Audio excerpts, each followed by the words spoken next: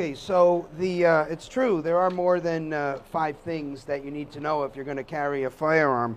But you know, most of those things I think people can get from reading books, talking to other people who are aware of legal matters. I think most of the 5 things that I talk about are different because they're the 5 things that I think you need to know. Speaking as a criminal defense lawyer for the last 25 years, representing people in gun cases, I have a pretty good feel of how you're going to get in trouble with a firearm. And so those are the things that I want to talk about, and that's why I think my 5 Things article is probably quite a bit different than everything else you've read about guns. So I'm going to get right into that. And the number one most important thing that is easy to say and harder maybe to sort of offload is the just shut up rule. I know it's easy to just say shut up and don't talk to the police, right? But it's a lot harder to do that. And there's several reasons why it's harder, right? Number one, you may actually have done nothing wrong. And so your attitude may be, well, you know, what's the big deal? I didn't do anything wrong. I can talk to the police. In addition, you know, you might think that police officers are good people and they're not going to do anything bad. I was certainly raised that police officers are our friends, and I think the truth of the matter is most of them are. Most of them are very good. Not all of them, though. And since you don't know who you're dealing with, I don't think that assumption will get you very far. So fortunately, the law is such that the police officer will remind you about my number one most important piece of advice just at the time you need to hear it, right? It's called the Miranda Rule. If you ever hear a police officer telling you that you have a right to remain silent and anything you say will be used against you, that ought to trigger something in your head, right? About, hey, that handsome, short but handsome lawyer, Marc Victor from the Attorneys for Freedom law firm, told me the number one thing I needed to know was just shut up. So hopefully when the police officer reads you Miranda, that will sort of jog your memory. Keep in mind, it's not just a matter of just shut up, right? It's you have a right to remain silent. That's really the number one part of the 4 things in Miranda. But don't overlook number 2. Anything you say will be used. How will it be used? Anyone? Against you. They don't say anything you say will be used to help you, to get you out of this situation. They very correctly tell you anything you say will be used against you. The other 2 parts of the Miranda warning, you have a right to a lawyer, which we should add, but just not right now. We're not bringing anybody right now. We're just letting you know you got a right to a lawyer. And, of course, if you can't afford one, you will get one for free. In most cases is what I would add to that one. Those are the 4 parts of the Miranda warning. I wish I could just tell you that and move on to number 2.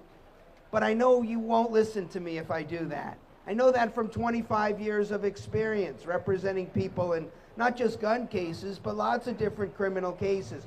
And I think the reason for that, just to dive a little bit deeper into your 5th Amendment right to remain silent, people just don't understand how the rules of the game, when I say the game, I mean the justice system.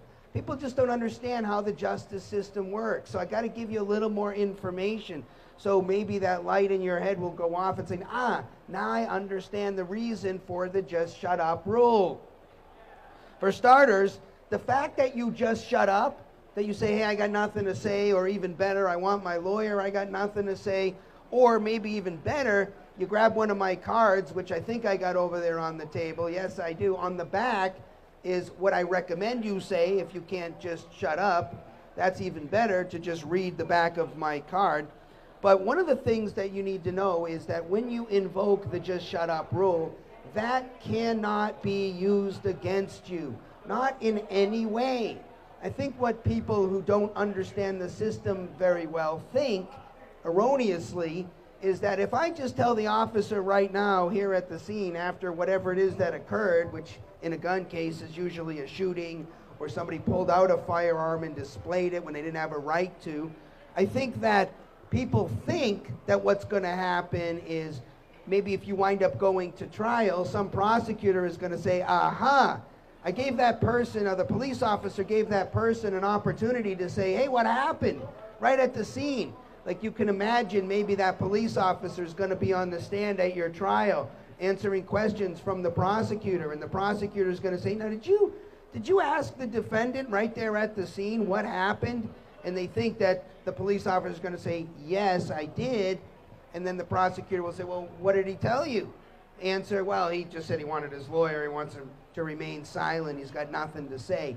And then that prosecutor, in closing argument, will get to argue to the jury, ladies and gentlemen of the jury, if he really was innocent, like he says, why did he tell the officer at the scene he wants his lawyer? That's what guilty people do. And that's probably what you're worried about. But let me assure you, there's really no need to worry about that, because that doesn't happen. The way it actually plays out at a criminal trial, when that officer's on the stand, the prosecutor will say, now, Officer Friendly, where were you on this day and time? Tell me what happened. And then the officer will say, I got a call, and I responded to the scene, and I saw so-and-so, and can you identify the person you saw? Yes, it's that person sitting next to the defense lawyer at the defense table. That's my identification. Brilliant identification, right? And then they're going to skip right over that question. The prosecutor is not even going to ask, did you ask the defendant what happened at the scene? If he asks that question, then the defense attorney, hopefully who's not sleeping at the switch, will stand up and say, excuse me, Judge, may we approach? And the judge will say, yes, come on up. Do you ever wonder what happens at those little sidebars? I'm going to tell you what would happen in this situation. We would go up, and I would say quietly to the judge up at the bench, Judge, did you hear the prosecutor just asked a question about my client's right to remain silent? And as we all know, because it's black letter law in all 50 states, that the state, the government, the prosecutor, the cop, they don't get to comment on your right to remain silent. And if they do, that's very likely going to be a mistrial. And if it was done with intention to create to get some bad evidence, and a judge may very well dismiss that case with prejudice. At a bare minimum, if indeed it was a comment on the defendant's right to remain silent, the judge will very likely call a mistrial, and you'll have to start over with a brand new jury. So sometimes a defense attorney will complain and say, hey, did you hear that question? And the judge will say, no, that wasn't really a comment on the right to remain silent, and the litigation will be over that. But everybody agrees they do not get to comment on your right to remain silent. Or said another way, your silence is not something that can be used against you. It's also not a reason for the police officer to arrest you. Don't think that if they say what happened and you say, hey, I got nothing to say, I'm going to remain silent, I want my lawyer, the officer is going to say, because of that, I'm going to arrest you and take you away. The officer, in order to slap the cuffs on you and take you away, the officer has to have probable cause that a crime was committed and that you are the person who committed that crime. And one of the factors to determine that will not be, he had nothing to say when I asked him what happened. Sorry, you got a constitutional right to remain silent. They don't get to use that to arrest you. They don't get to use that to charge you. They don't get to comment on it. It doesn't put any weight on the side of the scale towards a detention, an arrest, a charge, a conviction, nothing. Also, the parts that maybe people don't think about, and when I say people, I mean even the general gun community. Because if you ask a lot of people in organizations, maybe even some at this gun show, what should I say after a shooting? Lots of times you're going to get advice on that. This will be advice not normally from lawyers who practice in that area, but by people who think they know what they're talking about, because they give this general advice to say something along the lines of, hey, I was involved in a shooting and I shot because I was in fear for my life, or something like that. And they type these things out even to the point of, and that's all I have to say, and I'd like a glass of water, and now leave me alone. I do not recommend that you say that, because although it sounds great that you might be saying, hey, I shot because I was in fear for my life, and if it's true, that's why you shot, and it's reasonable for you to have believed that. That's a perfect defense, no problem. That statement is going to make that defense your defense no matter what, because now you've said it and you can't take it back. And there might be other defenses in your case that might have been better defenses, like, for example, I shot not because I was in fear for my life, but because I was protecting a third party who I was in fear for their life, right? I mean, if you, turns out you said, I shot because I was in fear for my life, and you shot dude in the back while he was running away, that's not going to be a very good defense, is it? But it might have been a good defense if you said, well, he was running towards this other person, and I thought he was going to kill or seriously injure this person, and that's why I shot the person. That might have gotten you an acquittal at trial. But since you opened your big mouth and followed the advice of somebody who really doesn't know what they're talking about in the justice system, you limited your legal theory to I shot because I was in fear for my life. I'll just point out, because I probably won't have enough time to get into this today, there are still other reasons you get to shoot and kill a person that I haven't even mentioned. There's 13-411, right? That statute is the crime prevention statute. It's this weird statute we have in Arizona. It allows you legally to shoot and kill another person if it's immediately necessary to stop them from committing one of the listed crimes. Well, if you open your big mouth and said, hey, I shot because I was in fear for my life, well, now it's hard for your lawyer, or maybe even impossible for your lawyer, to say, no, that wasn't the reason he shot. He shot because it was immediately necessary to stop this person from, say, committing an arson or a rape or sexual conduct with minor, one of the things that's listed in that statute. So that's why you keep your big mouth shut and let your lawyer decide with you later on, after all the evidence comes in, what legal defense best fits the situation, right? Because when you make a statement at the scene, you are in essence selecting a legal defense and locking yourself into that for the rest of the case. Speaking on behalf of my brother and sister defense attorneys, we really hate it when you do that. We like to have a nice clean slate so we can see, what fits perfectly as a defense with these facts. Also, there are yet other reasons why, different than what I've spoken of so far, to keep your big mouth shut. Like, for example, if you're going to make a statement to a cop after a shooting, I can promise you, you are very stressed. I've talked to people immediately after a shooting because they call me sometimes, and I can tell you they are stressed out and freaked out. Even people who come into my office the next day after a shooting usually are still shaking like this.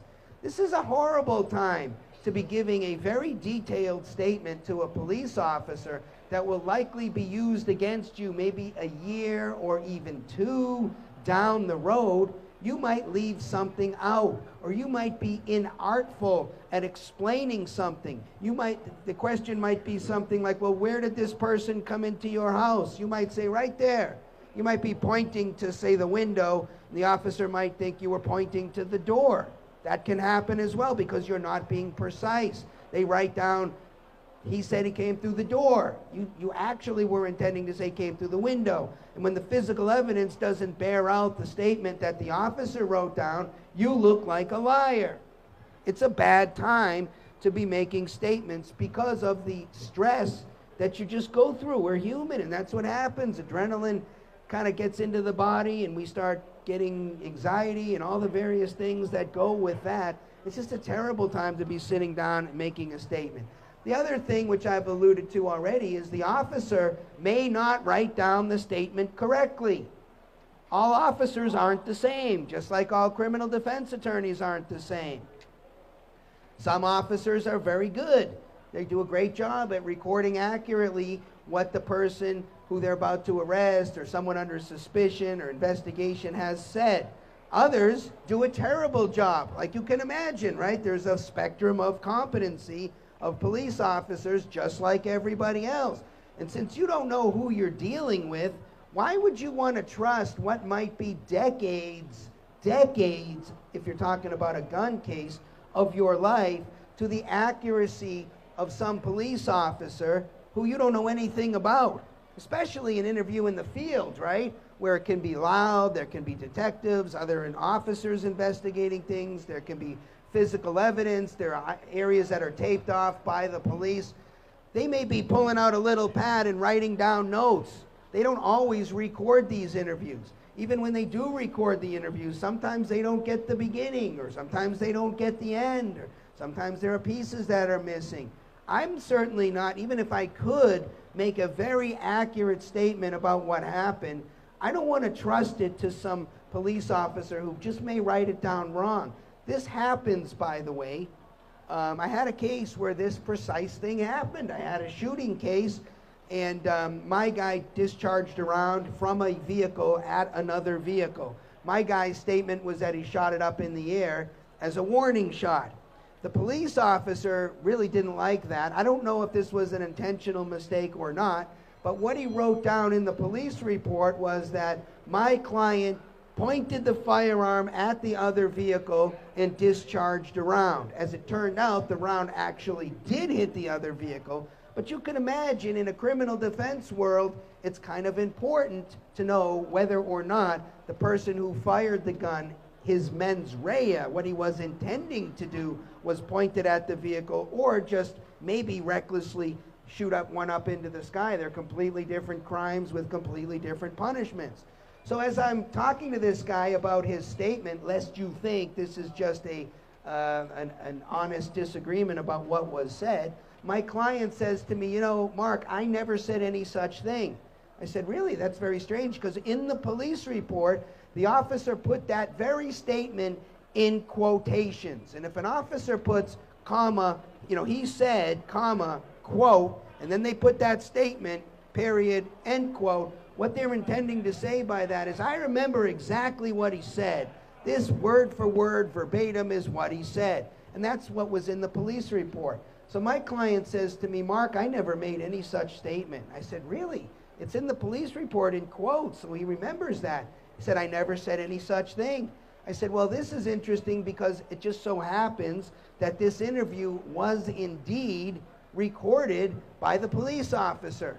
When I went and I looked at that audio tape from beginning to end, I listened to it about 3 times straight through. Sure enough, he never said what the officer said in quotations, which, by the way, was the worst statement in the entire case. It was the reason why the prosecutor said, hey, this guy's got to go to prison. It was a very bad statement because, of course, my argument was, hey, he just shot up into the air. He was trying to shoot a warning shot, which incidentally might still be a crime, but maybe not many, many years in prison like I aimed it at the vehicle, which is what the prosecutor thought.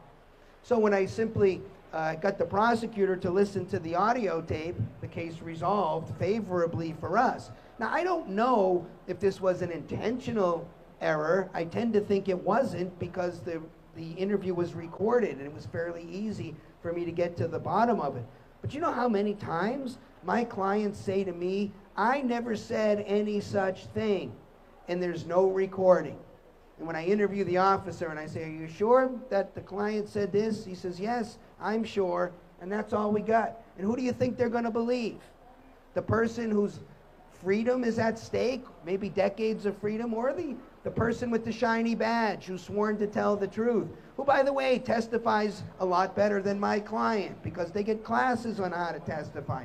The officers are very likely to be believed. So I think you got to be very careful. Also, it would be maybe even malpractice for me not to point out the obvious but controversial point here, which is not all police officers are honest. Not all police officers are good.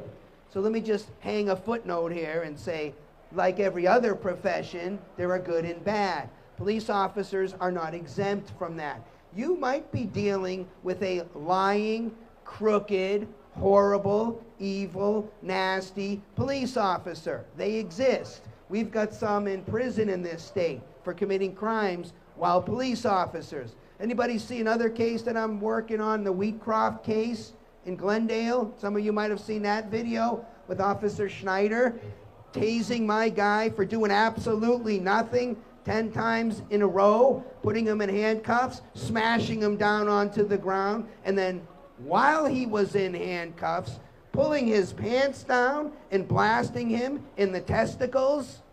Did you guys see that? Well, if it's Officer Schneider, do you really trust Schneider to write down what's accurate, what you're saying, if he doesn't like you for whatever reason?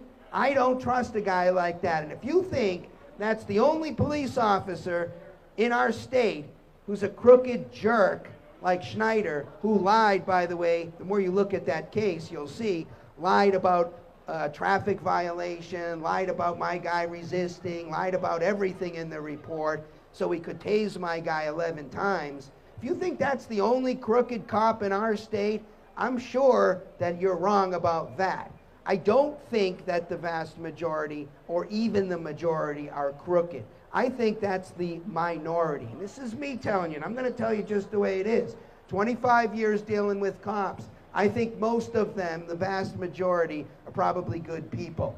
Now keep in mind, I think the law's messed up in a lot of areas, and so they're charged with enforcing what I would say is a bad law. But we got more good cops, in my opinion, than bad cops. But if you don't know who you're dealing with, and it's a gun case, that's a mandatory prison kind of case. You want to gamble your life on that? I certainly don't. So, let me give you the exceptions to the just shut up rule before I get off that and get to number 2. These are the exceptions that I think, just for completeness, I need to mention. First off, the dreaded 911 call, right? This is the situation where maybe you've had a shooting at your house and now you got some person bleeding out in your living room or something. Should I call 911? Well, my preference is that you don't. I'd like 911 to be called, but what I prefer is that maybe your buddy or someone else calls 911. What should they say? Really simple. You know that KISS, keep it simple, stupid? That's what I'm thinking here. Hello, 911. There's been a shooting. Please send help. This is the address. Bye-bye. Click. You can hang up on the 911 operator, right? You can do it. But everything you say is going to be played at your trial. So why are you doing that? Well, maybe we want to make an argument you didn't actually intend to kill. You weren't excited about killing anybody. You shot because you wanted to stop somebody. But I'd like 911 to be called. So if you can't get your buddy to call, okay, you got to call. But that's all I want coming out of your mouth. Hello, 911. There's been a shooting. Please send help. Someone's down. Whatever. Don't give a lot of details about what happened. Here's the address. Bye-bye. Because you know the 911 operator's job is going to be at that point. What's your name? What happened? Walk me through it. Now, keep in mind, you should expect the police officers will be on their way. This is a very bad time to have a firearm in your hand, right? Because they're going to be coming in hot. Your job right now is to survive that. Get that gun out of your hands. Make it so you are not a threat. You may even want to get down on the ground. Whatever. You got to survive that encounter with the cops. But that's really all I want you to say on the 911 call. So the 911 call, technically, yes, this is an exception to the just shut up rule. There are other exceptions. The traffic stop. Okay, this is the situation where you're pulled over. You were maybe driving up the 17 and it was open, and the speed limits are way too slow in this state, right? Way too slow. And you were driving very safely 90 miles an hour in a 75 or 100 miles an hour, 110, or whatever your preference is. But you were driving, I'm going to say very safely at that speed, and an officer pulled you over. If you want to get cute with that officer and try to talk your way out of that speeding ticket, have at it. I got no beef with that. So long as, look, you know what's going on with your vehicle, right? If you got a dead body in the back or 83 pounds of weed like some of my clients, the just shut up rule still applies. But assuming you don't have something like that going on, and you want to get cute with the officer and try to talk yourself out of that ticket, don't worry about the just shut up rule. Little footnote on this point, by the way. If you want to have a chance, this is just my opinion, this is a little editorial after dealing with cops and personally being in this position on many occasions, if you want to have your best chance of talking yourself out of that speeding ticket, own it. That's my advice. Own it. Because first off, when you do that, you just screwed yourself out of your trial, right? But you weren't going to win that anyways. So don't worry about that. That judge is almost always going to believe that cop. If that cop says, hey, he was speeding, I either personally saw, I paced him, my radar, whatever, you're going to lose on that one. So don't worry about screwing up your trial there. But usually the police officer will be so taken aback with your honesty. Last time I got pulled over, actually, the second to last time I got pulled over, I happened to be in my Porsche 911 with the turbo, and I was going at a nice clip, probably a $120 or so, and 75 or 65 or something, and an undercover cop blasted his lights and pulled me over, and the guy comes up to the window, and I said, hey, look, man, I know I was going really, really, really fast, but what am I supposed to do? I'm in a 911, it's a fast car. I think if you were driving this car, you'd be speeding too. The guy says, it is a nice car, man. You're right. I couldn't believe it. The guy gave me a warning and sent me on my way. Not saying that's going to work every time, but it's an exception to the just shut up rule, traffic stops. Another exception, Mike mentioned in the intro about the Peter Steinmetz case. You may remember that case. Dr. Steinmetz took his AR-15 for a walk at Sky Harbor Airport. He attracted some attention of Phoenix PD, and eventually the case got national attention. They arrested him, brought him down to the jail, and on 2 counts of disorderly conduct with a firearm. He did not make a statement. He kept his big mouth shut. He then hired us. So I will point out here that this was not done with my prior approval, nor do I recommend that you do such a thing. But as it turns out, it is legal to bring your AR-15 to Sky Harbor Airport so long as you don't point it at anybody and you don't mess with TSA. You stay on the unsecured part of the airport. Again, not recommended. In fact, highly discouraged, but legal nonetheless. So after we got the case, I reviewed all the video, I reviewed all the police reports, we looked at everything, and then I decided, let's make a statement. Not only did we make a statement, we called a press conference. And a bunch of people came, the press came, radio stations were there, and Dr. Steinmetz made a statement after he consulted with me. And I made a statement, I think maybe even Alan Corwin, who's usually at these gun shows, he made a statement. We made a statement. We violated the just shut up rule, and it worked out perfectly fine. If you get this kind of program where you're covered after a shooting, the reality is you're probably never going to use it. And the second reality is you probably want our law firm to defend you. That's what I would want in that case. The best way to make that happen is really our Attorneys on Retainer program, because not only does it cover shootings, it covers everything in the criminal world and almost everything in the civil world and almost everything in the civil rights world, and you get a discount on everything, and you get our firm to do it for you.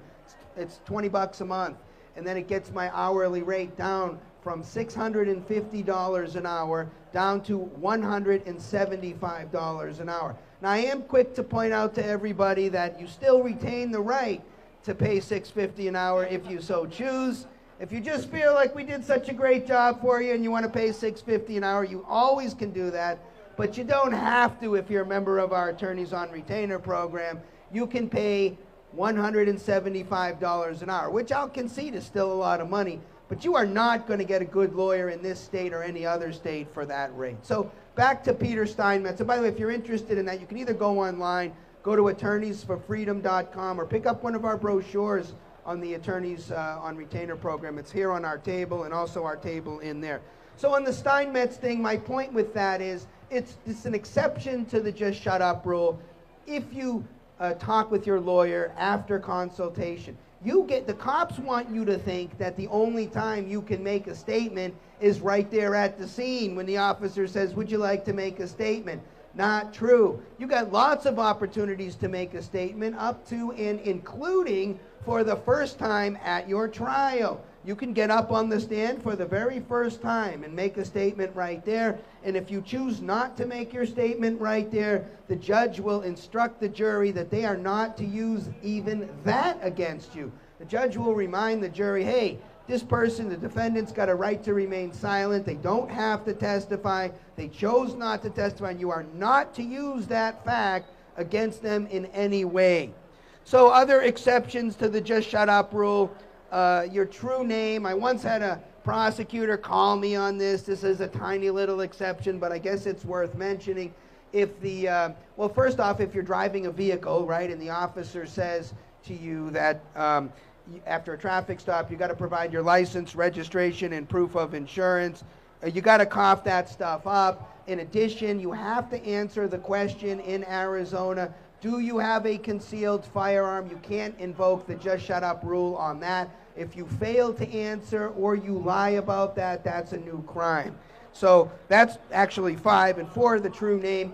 If you are detained by a police officer and the police officer has reasonable suspicion, then the officer can say, please state your true full name.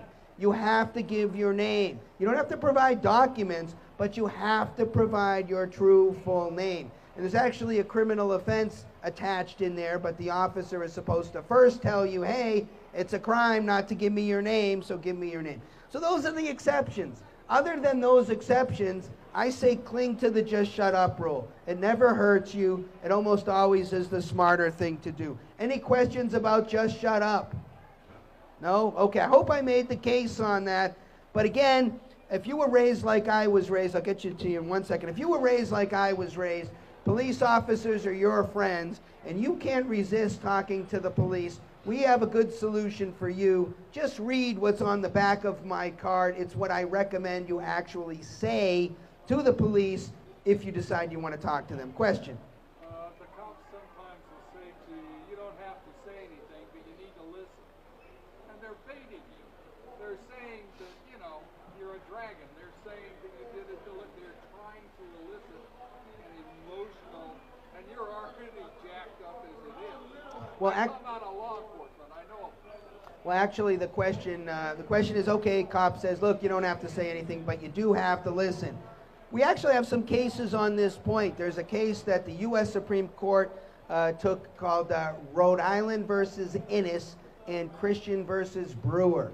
And in both of these cases, what happened was the officer said something that was reasonably, well, at least in one case. The other case, Rhode Island versus Innis, as I recall, went the other way, where the court said this wasn't a violation. Christian versus Brewer, it was a violation. The law that came out of those two cases is, if the police officer is going to say something that is, now here comes the magic language, reasonably calculated to elicit an incriminating response, then that's a violation of your Fifth Amendment right. So in the Brewer case, what happened there was the officers were sort of ruminating amongst themselves. They had the suspect in the back seat. He wouldn't talk. He got nothing to say. I want my lawyer. And those guys are sitting in the front saying, oh, you know, would really be nice if we knew where the gun was, because, you know, kids can get those guns and bad things can happen, and we want to give this person a proper burial and this, that, and the next thing. And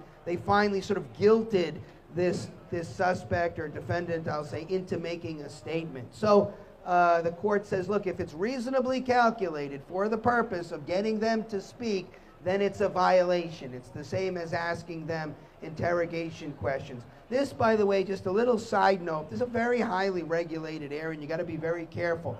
If the rule is here, if you say, I want my lawyer present, or I want my attorney present, then the rule is the police are required to stop asking questions. They can't continue to ask you questions.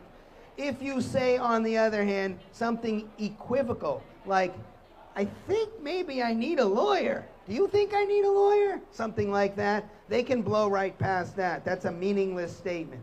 You got to be unequivocal in your statement.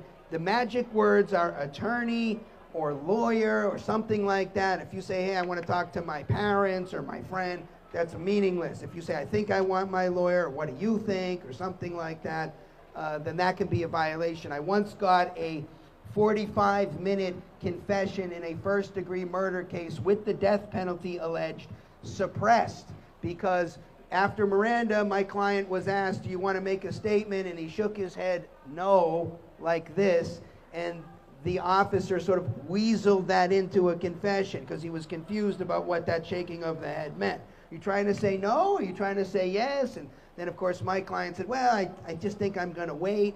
Wait for who? Wait for my friend, the nice police officer who's coming down? Is that who you want to wait for? And one thing led to another, and next thing you got was a 45-minute confession. When my client clearly said no, that was the end, and the argument was they sort of overcame his will a little bit and tricked him into that.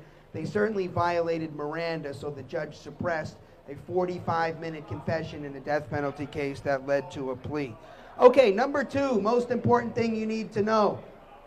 Look, this whole thing at the 30,000-foot view, when we're talking about self-defense, we can summarize all of this into the word reasonableness. I want you to think of it like this. A jury trial. Imagine a gun case, a shooting case. This is in essence how things work, right? The jury sits there and they listen to everything that the prosecutor presents. The parade of witnesses, the exhibits, all the testimony. Then the defendant comes in and the defense attorneys bring on their witnesses and all their evidence and whatever diagrams or things that they have. And then it's almost like at the end of the case, we would say to the jury, now ladies and gentlemen of the jury, you've heard everything now. You know everything there is to know about what happened. You heard the witnesses, you saw the evidence, both sides have presented everything. Here's what we need you to tell us. We need an answer to a question. Given everything you know, did the defendant act reasonably? Because if the answer is yes, then the defendant is acquitted and he gets to walk out of the courtroom.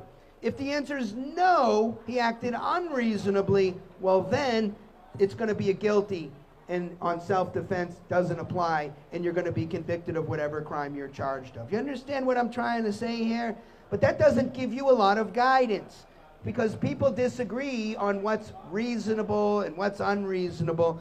Because of that, we've kind of predetermined some things. Arizona law, through the legislature and through the courts, have come up with some things to tell you guys, hey, we've already decided in advance what things are reasonable or unreasonable. I'm going to tell you a few so you get a feel, right? I'm coming down from 30,000-foot view now to maybe 10,000-foot view because I'm going to give you some law.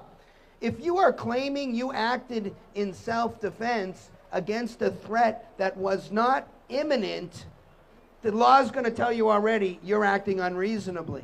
What do I mean by that? If you want to use self-defense, the threat against which you are reacting must be a right now kind of threat. So in other words, say you're anywhere in the world, even at the gun show, and somebody says, look, man, I don't like that hat you're wearing or whatever, and I'm going to kick your butt after I go to the restroom here in 5 minutes or so. And you punch that person in the face right now and claim self-defense, that's unreasonable, right?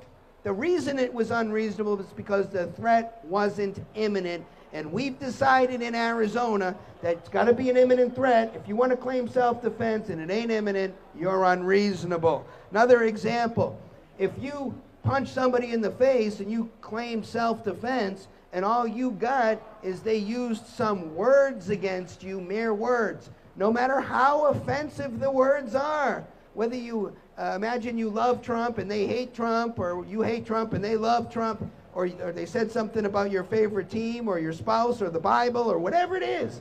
If it's just words and you're going to claim self-defense, you punch someone in the face because they said something offensive, I'm here to tell you, we've already made a judgment on this in Arizona. We're going to tell the jury in advance. If you find this person is claiming self-defense against mere words, we're already telling you, ladies and gentlemen of the jury, we've decided that that's unreasonable. And that's how that plays, right?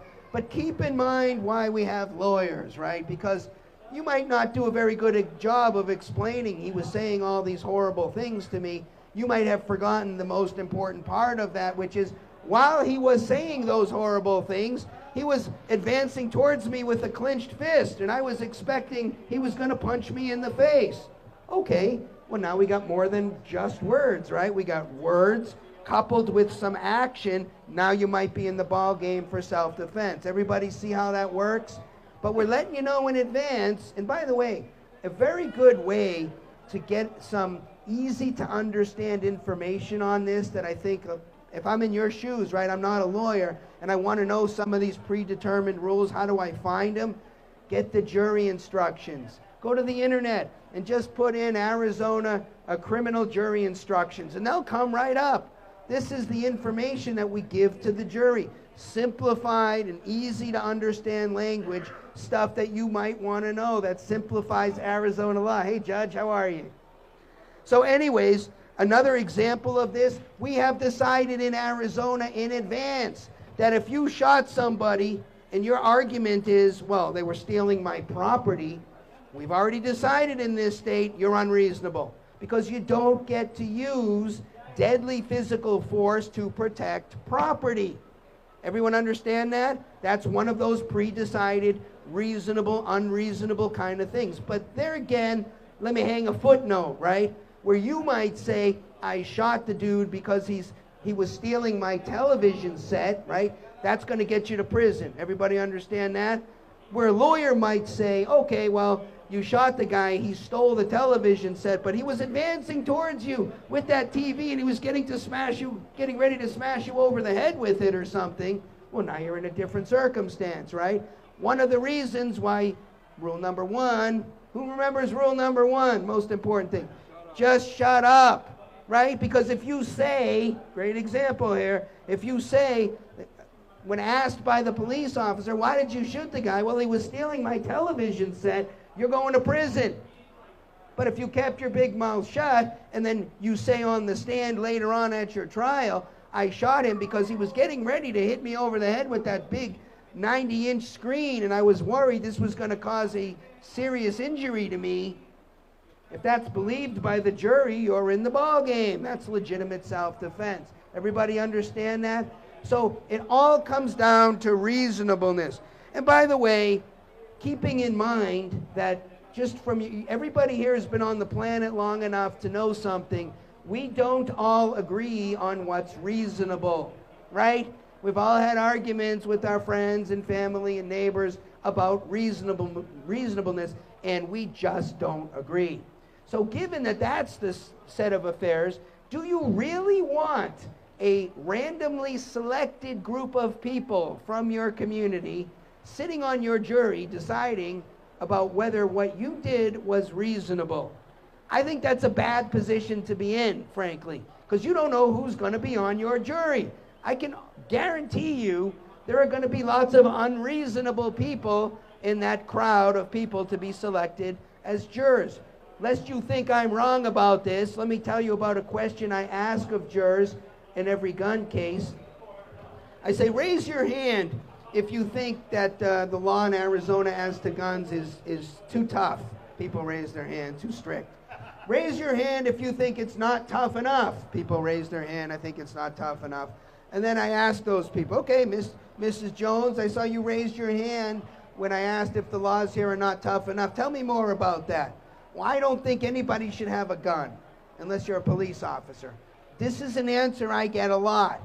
So keep in mind, there are people out there who are eligible for jury duty, who may even get on your jury, who will think that you are unreasonable merely because you have a gun. They're already against you.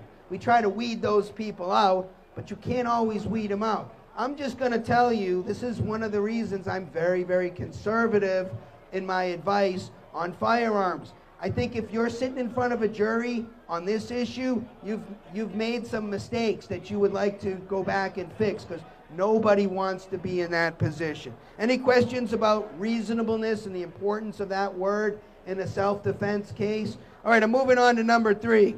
Number three, I think this is what you guys think. I think you guys think that we, meaning defense lawyers and prosecutors, we get these cases and then we get into arguments about the law, with how the law applies and this and that. I'm here to tell you we almost never argue about that. I mean, I do, because I got a lot to say about why I think the law should be changed. But the typical defense attorney doesn't talk about that. And we almost never, in a criminal case, argue about what the law is. And the reason for that is, we've all been to law school, we can pull the statutes, we can see what the law is. and we can see what the cases are that interpret those laws. That doesn't resolve it ever. You know why? Because what we argue about are the facts. It's the facts that we argue about, not the law. Like, I can't tell you how many cases I've had where somebody comes into my office and they give me this, here's what happened, and I listen to that and I think, wow, there's no way this person should be charged with a crime. This is going to be a great case. Then I talk to the prosecutor and I say, hey man, I don't know if you understand what this case is about. There's this, and you shouldn't be charging my guy. Well, inevitably, you know what I get back, right? Hey Mark, those aren't the facts I got. The victim's telling me a completely different story than your guy's telling me. You can see this, how this would happen, right? And this is why cases go to trial. They don't go to trial because we're arguing about the law. They go to trial because we're arguing about the facts. Keep in mind, who's going to be the most biased person in the courtroom? Anybody know? The defendant, right? The person who's got the most to gain or lose. And especially if you're in a very common situation where you pulled your gun out because there were one bad guy and his buddies were all there. There were maybe 5 of them and they were threatening to beat you up and you pulled out your gun. That under Arizona law is generally permissible under the defensive display of a firearm, right? And I'm not going to probably get into that section today, but just as a little footnote here, you get to pull out your firearm and display it in a defensive manner against the threat of ordinary physical force. Great, that sounds awesome under Arizona law. That ain't going to be the issue in your case. The issue in your case is you're going to say that's exactly what happened. I consistent with the defensive display of firearm statute, I pulled out my firearm. Maybe I held it up. Maybe I was even backing away saying, leave me alone. Leave me alone. I don't want any trouble. That's not what those 5 dudes are going to say, right? What are they going to say? They're upset. They're going to tell the cops something totally different. They're going to say, you pulled out your gun, pointed it in our friend's face, said you were going to blow his head off, and we all saw it. Doesn't really matter what actually happened, does it? What matters is what the evidence is going to be. And you got to keep that in mind. That's what we're going to be arguing about in your case. It's the facts. It's not how the law applies. It's what happened. What is the evidence? What will the witnesses say? How many people on the other side? And that jury, that randomly selected group of people, some of whom are very unreasonable. They like Chuck Schumer. They like Barbara Boxer. They like Dianne Feinstein. They support Bernie Sanders. They're going to be on your jury. Think about that the next time you're thinking about pulling out a firearm, because you want to avoid that situation. Even if you don't realize it, I'm here to tell you, you want to avoid that situation. Number 4, most important thing, and these are getting more and more important, something that people don't understand. And I know you guys don't understand this, because if you did, this would be a much bigger issue in the United States. Mandatory minimum sentences. They sound great. Hey, I know, if somebody commits this crime, this is such a bad crime, no less than 10 years in prison or 5 years. These sound great when they're coming down, right? But this isn't how things work out. The way things work out in the real world is mandatory minimum sentences deprive you guys and us, all of us, of our right to a jury trial. Huh? How does that work? Let me tell you how it works. Let me take one of the more egregious kind of cases. Those horrible child pornography cases, right? Everybody hates those guys. The people who look at the videos of young minors having sex with adults. Put them away. The law says if you got a picture of child pornography, say you've downloaded it from the internet, that's a 10-year flat time, go to prison. And nobody really has too much of a problem with that. That seems reasonable for that crime, maybe. Frankly, I don't think so, but a lot of people do. But what really happens is you get an accusation against you. The government says you downloaded them because they were found on your computer. Maybe you were dumb enough to let other people use your computer. Maybe you had sort of this computer in your house and your teenage friends, kids' friends came over and they're all using the computer. They're playing video games and watching movies and downloading stuff, but it's your computer.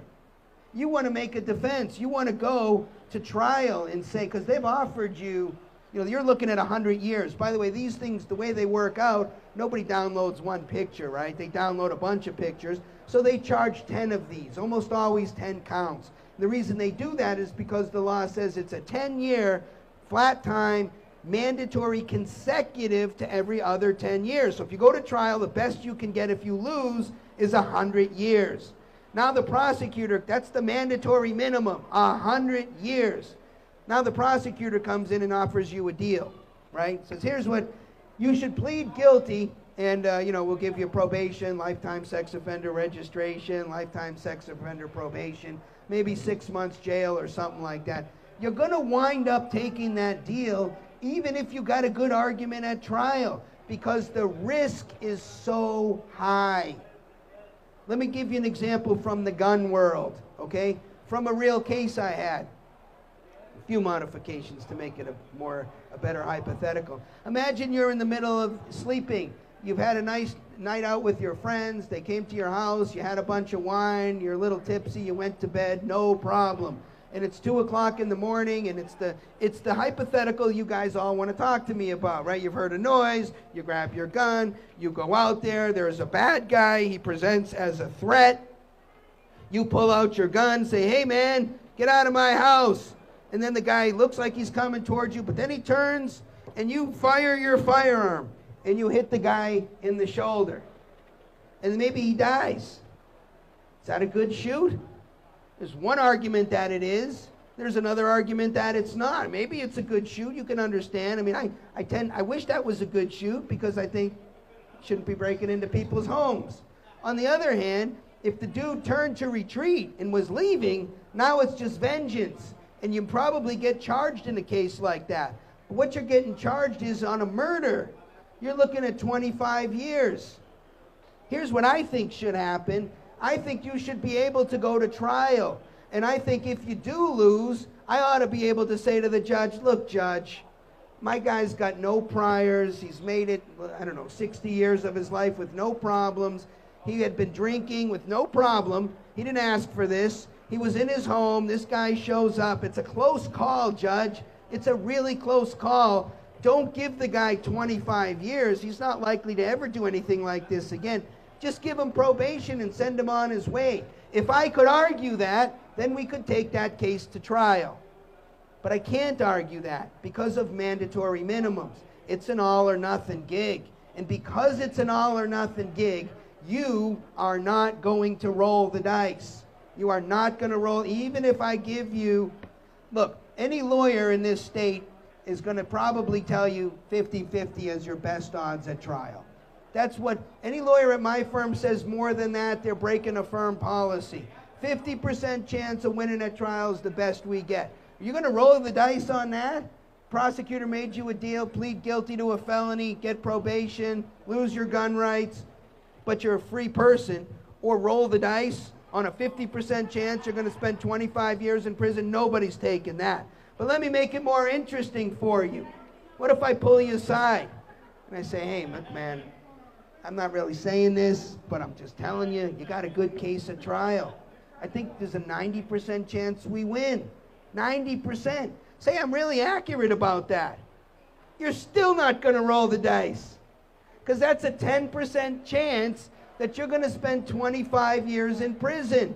When you got an absolute certainty of plead guilty and take probation over here, I can tell you it's the very, very, very rare case where the defendant says in the face of this, I still want to go to trial. I want to roll the dice. And I'm just telling you from the front lines, many, many, many cases that in my opinion should be going to trial are not because of mandatory minimums. You want to get that number of plea bargains that we've all heard, 96, 97, 98%. If you don't like that and you want to get people going to trial on these cases where they should try the case, you've got to get rid of the mandatory minimums because judges have got to have some discretion, right? Because, all you hear on the news is a man convicted of murder got probation. Oh, these liberal judges, they're so terrible. We get upset about the stupid light sentences for people. Yeah, until you look at the case, right? What if it's the one I just described? You don't want that guy going away, even if he's convicted of murder. We'd rather see him get probation. That's an easy one. But the judge can't do it. I can tell you, on many occasions, I've had judges from the bench say at a sentencing, Mr. So-and-so, I would love to give you probation. I wish I could. I can't, because the law requires me to send you to prison. So all this get tough stuff, because we can't, in the justice system, we really can't have a one-size-fits-all solution, because there are different circumstances that come up. And you know, really, truly, the judge is in the best position to make a sentencing decision. I would love to see an initiative hit our ballot that said, notwithstanding any law to the contrary, a sentencing judge in all cases has discretion to impose probation. If we had that, I could take every case to trial. The ones that should go to trial would go to trial. And what would really happen is, in my opinion, the prosecutors would be forced to offer better deals. Right. In the shooting case, instead of saying you got to plead to a felony, you're going to get probation, you're going to lose your gun rights, I would say, look, my guy's not taking that. We want to go to trial, because the judge is still going to give him probation anyways. They'd have to give me a misdemeanor and a $200 fine, and don't affect my guy's gun rights. That's probably good enough for him to take the deal. Just to avoid paying the trial fee, it'd be good enough, right? And the case I'm making for mandatory minimum sentences, unless you like the fact that, you know, 97, 98% of cases are resolving with pleas, we got to get this changed, especially in the gun area, because almost every crime committed with a gun, state and federal, are going to be mandatory prison offenses. So said another way, if you get charged with one of those, there's going to be a lot of pressure on you to take the plea, even in a case where you got maybe 90% chance of winning at trial, because the punishments are just too high. Anyways, I'm going to get off my soapbox on that. And any questions on number 4, most important thing you need to know? All right, I'm going to take that either as you guys are sleeping or I've made the case thoroughly. I'm going to go with I've made the case thoroughly. All right, number 5. This is probably the most important one. It's why I put it last. This is really what I want you thinking about in your head. For those of you who carry, you guys and gals are the ones that I'm really thinking about here, right? Because I have carried in my life, and I know, like you know, that there can be times when you're thinking, is this the right time for me to pull it out? I don't know. What I would love to have as an ideal situation is when that moment arrives, you give a call to my office, right? Because we're available 24/7, 365, and ask for me, even if it's 2 in the morning, and say, hey, Mark, you know, I'm thinking about pulling out my firearm. Is it okay to do that? What do you think? And I'll say, okay, we need about an hour to resolve this, because there's lots of things I need to know. First of all, who are you? I'd like to know what's in your past, right? You have violence in your past, because that's all going to come in against you. Well, how big are you? How big is this other person? What's the threat? What are our options here? What else can we do? It's going to take an hour or so for me to analyze that. And even at the end of that hour, I'm going to give you an unsatisfactory lawyer-like kind of an answer. Well, you know, based on everything I know, which of course could be different, then I think that it's likely you could pull out your gun and not have a problem. That's what it's going to be very unsatisfying. Who sees a problem with this approach? Anybody? Problems? Well, because you guys were paying attention to my explaining the imminency requirement, if you got that kind of time, I can already tell you can't pull it out, right? Because it's not an imminent threat. So as a starting matter, you don't have any time to really make this decision. If you got time to think it through, don't pull it out. But if you don't, if you only got a couple of seconds, what is it you should be thinking about? Because you can't call me. Here's what I want you to think about. I want you to decide whether or not you're willing to be prosecuted. If you're willing to be prosecuted, then I say it's serious enough, then I think you probably pull it out. So let me break this down a little bit for you and tell you about the being prosecuted experience. By the way, unlike most criminal defense attorneys, I can tell you this from first-hand knowledge. I've been prosecuted. I've been through this situation before. And if you're interested in my story, and I hope you are, It's right on the home page of my website. Just go to Attorneys for Freedom. And that's my story of being prosecuted. The first thing that's going to happen is you're going to be escorted to the ground. I want you to imagine what it's like to be escorted to the ground by the police. That usually means being slammed to the ground. Indeed, that's what happened to me. I was picked up what seemed to be 10 feet in the air and smashed on the ground. After that, I was dogpiled on by a bunch of CBP, Customs and Border Patrol agents, who started screaming immediately, "Stop resisting." This was almost like a fit. I couldn't believe it. I'm squished on the ground like a bug. I got two, I think, 300-pounders on top of me, and they're screaming, "Stop resisting." It was everything I could do to just say, "I'm not resisting. Stop resisting. I'm not resisting. Stop resisting. I'm not resisting." So, fortunately, I wasn't killed. I feel like I was almost killed. Then I was handcuffed and stuffed and then tortured, I would say, for several hours. Then I was remanded into custody, put in a tiny little horrible jail cell, just like you see on TV. I was put in solitary confinement, where the door has this little slit they open and they slide the food in for you. I was in that situation. And then I was charged, and I was prosecuted with an aggravated assault on a federal agent, and it was a big to-do. And I can tell you, it is to be avoided if you can avoid that situation. So I want you to imagine you're going to be arrested. I want you to imagine you're going to go to jail.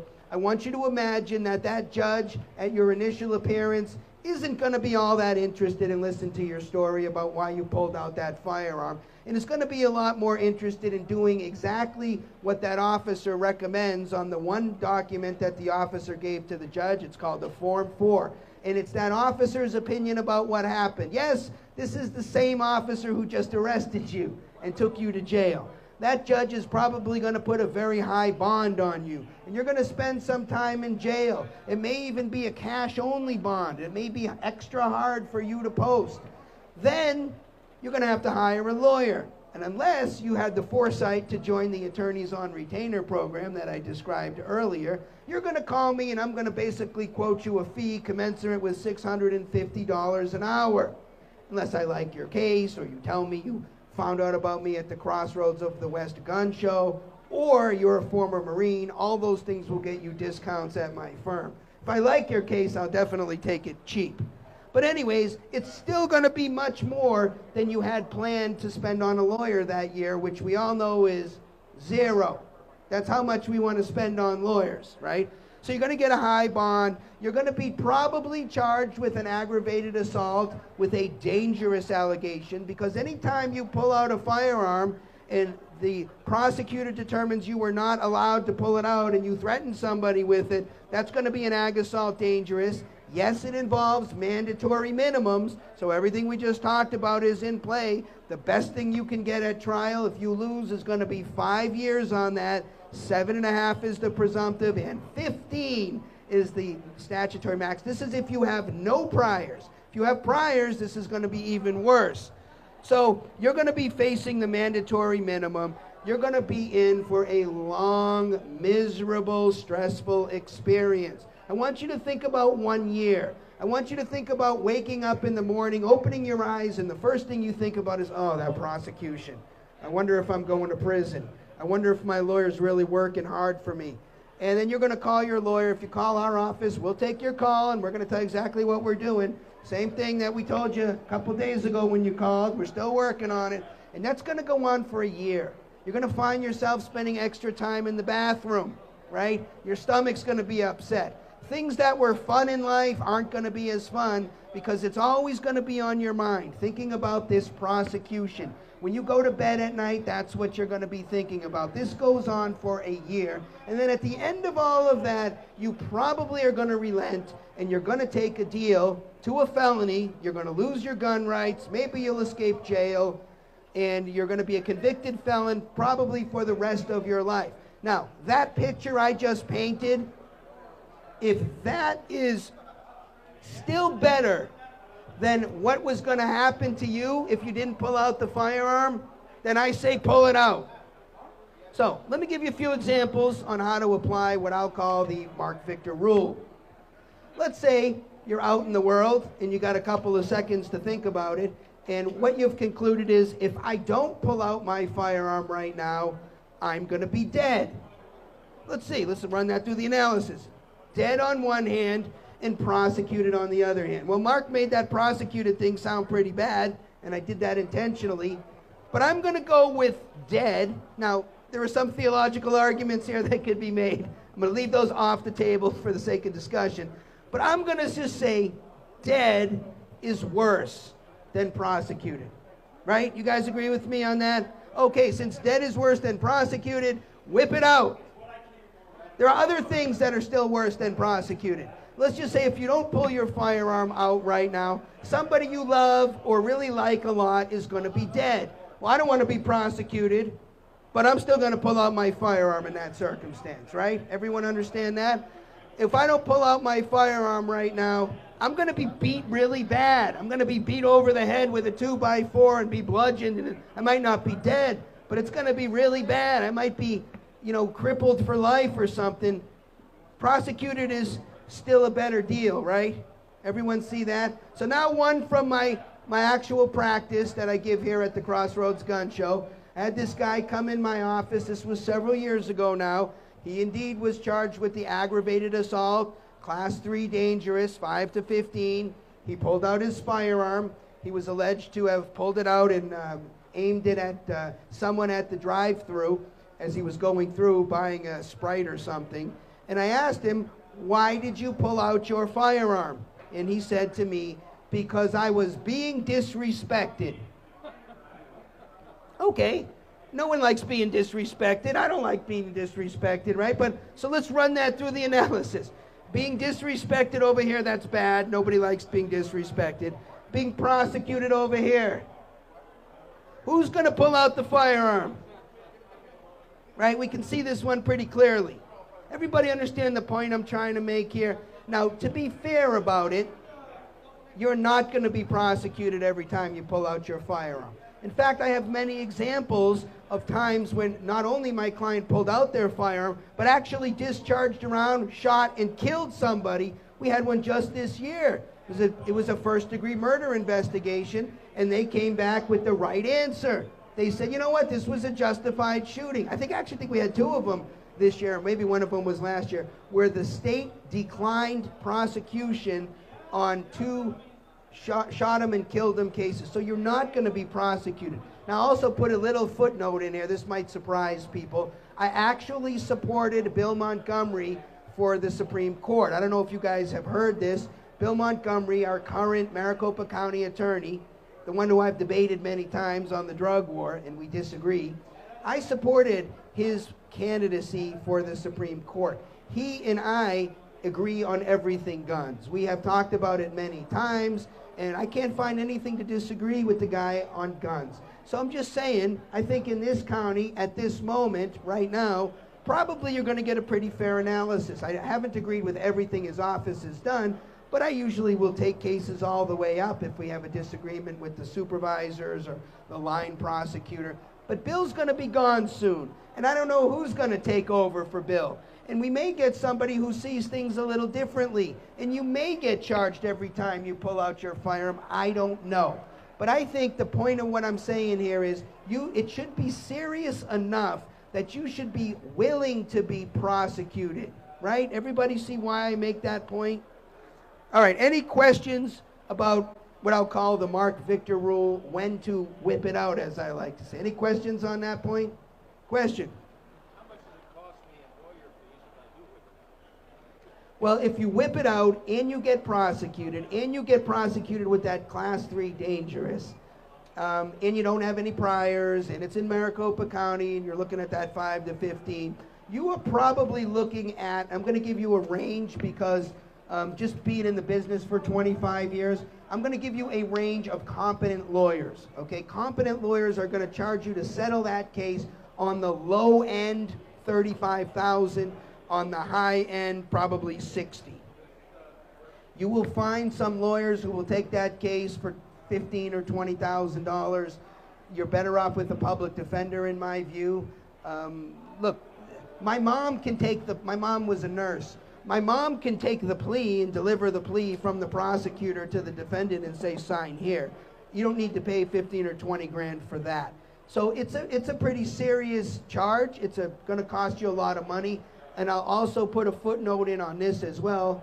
Unless before you whipped it out, you signed up in our attorneys on retainer program. Actually, what's going to happen in that circumstance, I'm going to tell you, is you're going to have an option. You're going to call and say, hey, I was involved in a shooting, and I'm a member of the AOR program. We're going to look and verify that you are a member in good standing. If you are, you're going to come in and meet with us for free. I'm going to then quote you $175 an hour to do your case. I probably will also offer you a flat fee.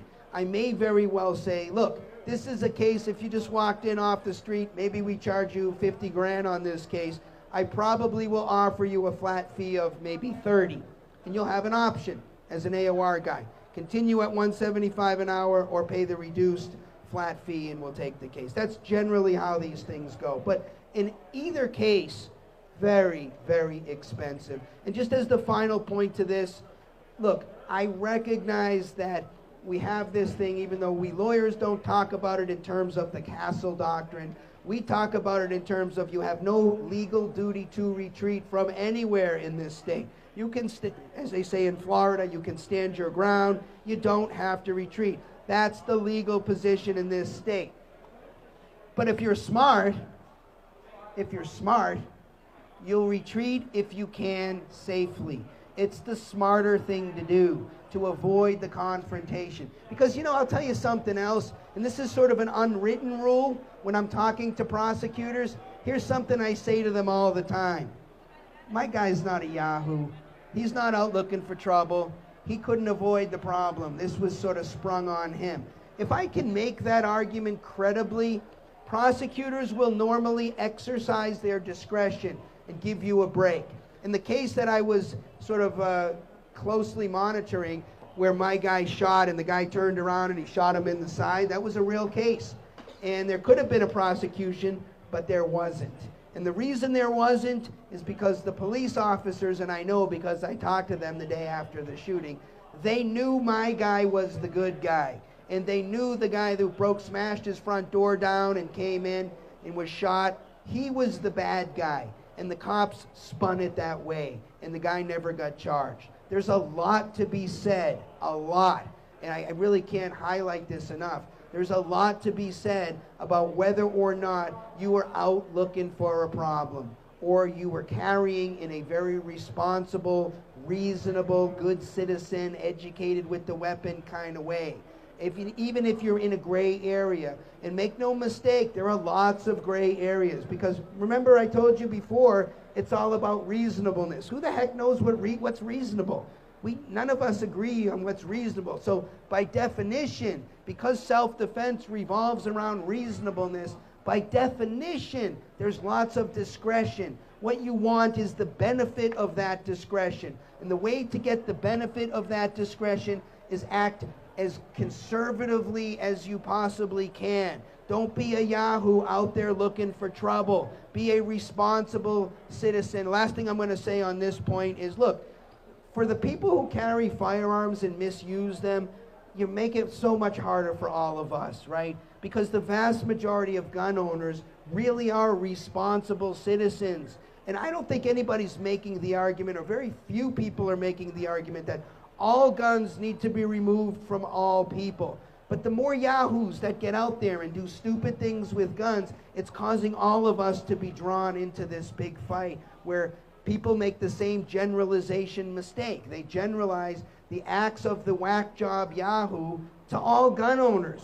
And generalizations are almost always wrong, right? That's why we're against generalization, or at least I am. So anyways, I think I'm probably out of time, but I do want to allow some time for questions. I got about 4 more hours of material here that I could go through.